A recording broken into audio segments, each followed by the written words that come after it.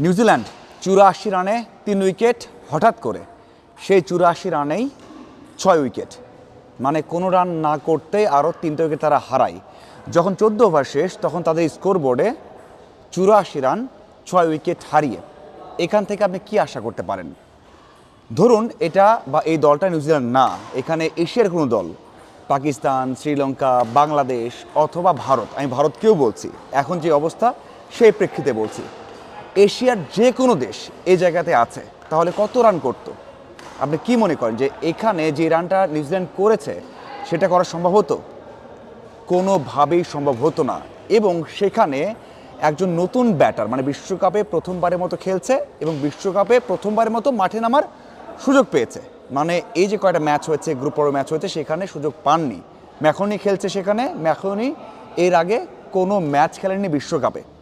এমন একজন উইকেট এসেছেন, সেখানে স্যাপনার রয়েছেন, তিনিও খুব বড় ব্যাটার, আপনি বলতে পারবেন না যে এমন বিগ ম্যাচ এবং এমন সিচুয়েশনে ভালো করবে, এটা আপনি বলতে পারবেন না। ওই যে এশিয়ার দেশ বললাম, আপনি কোন দুইজনকে রাখবেন? এই যে লোয়ার মিডল অর্ডারে কোন দুজনকে রাখবেন তারা এরকম একটা পার্টনারশিপ করবেন, এমন একটা ইনিংস খেলবেন? এই ম্যাচটাকে কোথায় নিয়ে গেছে, মানে এই রানটাকে কোথায় নিয়ে গেছে? দুজন 84 রানের পার্টনারশিপ করছেন এবং সবচেয়ে বড় বিষয় হচ্ছে তাদের মধ্যে একটা বারের জন্য মনে হয়নি যে তারা চাপে আছে, মানে একটা বারের জন্য মনে হয়নি যে চাপে আছে তারা।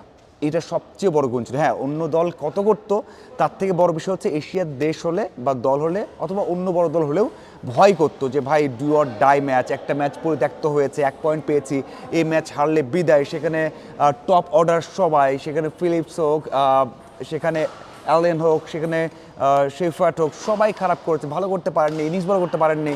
দুজন আছেন, এই জায়গায় একটা উইকেট পড়ে যাওয়া মানে আর কেউ রান করতে পারবে না, মানে বাকি যে 3জন ছিলেন তাদের মধ্যে কাউকে আপনি 2 ওভার টিকবে আমার বলতে পারতেন না। এই যে টেনশন, সেই টেনশন ফিল হয়নি, মানে যারা দেখেছেন খেলা তারা বুঝতে পেরেছেন যে আসলে এই দলটাকে মনে হয়নি বা এই দুজনকে মনে হয়নি যে এটা লাস্ট প্লেয়ার। কি দারুণ খেলেছেন, কি দারুণ খেলেছেন, এবং 47 বলে 84 রান করেছেন, মানে এই পার্টনারশিপে 47 বল খেলেছে, 84 রান করেছে এই সময় এসে।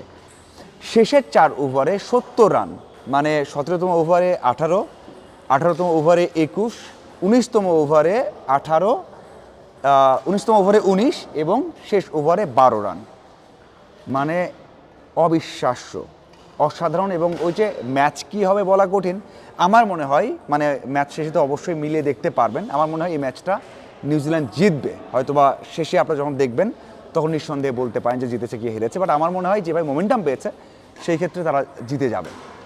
কি অসাধারণ একটা পার্টিশন আমরা দেখেছি, 24 বলে 47 স্যান্টনার করেছেন, যাকে আপনি কখনোই এমন স্টেজে এমন করবে ভাবতে পারেন। হ্যাঁ, যদিও আইপিএলে বড় দলে খেলেন, তার দলে ভালো খেলেছেন, বড় বড় ম্যাচ খেলেছেন, ফাইনাল খেলেছেন, এক্সপিরিয়েন্স আছে, কিন্তু এইরকম একটা পার্টনারশিপে নিজে মানে লিড রোল প্লে করবেন, একেবারে অসাধারণ ছিল। 23 বলে 31 করেছেন সেখানে ম্যাকোনি, যিনি প্রথমবারের মতো বিশ্বকাপে খেলছেন এবার। এক কথায় অসাধারণ, মানে প্রেশার, ওই যে প্রেশার নিয়ে খেলা, সাথে হচ্ছে এমন একজন ব্যাটার যিনি এমন একটা পার্টনারশিপ অবদান রেখেছেন। সেখানে স্যান্টনার এত ভালো খেলেছে, তারপরেই বলবো যে এখানে কী রোলটা প্লে করেছেন কিন্তু ম্যাকোনি, তার এই ইনিংসটা আমার মনে হয় যে মানে কি পয়েন্ট, এবং তার এই মানে প্রেশার রিলিজ করা, প্রেশার নিয়ে থাকা, প্রথমবারের মতো বিশ্বকাপ খেলছেন, এর আগে 13টা ম্যাচ খেলেছেন, সর্বোচ্চ 31 করেছিলেন, আবারও সে 31 করলেন, এটা আমার কাছে মনে হয় সবচেয়ে বড় একটা বিষয় ছিল। এবং অবশ্যই শ্রীলঙ্কা ভালোভাবে শুরু করেছে, তাদের বোলিং লাইন একটু ভালো ছিল, ভালো করছিল, কিন্তু দিন শেষে 168 রান এই উইকেটে অনেক বড়, ওই যে ভালো করেছেন সেটা হয়তো বা খুব একটা কাজে লাগে না যখন এই দুজন ঐতিহাসিক একটা ব্যাটিং পার্টনারশিপ দিয়েছেন। আপনাদের কী মনে হয় অবশ্যই জানাবেন। ধন্যবাদ সবাইকে।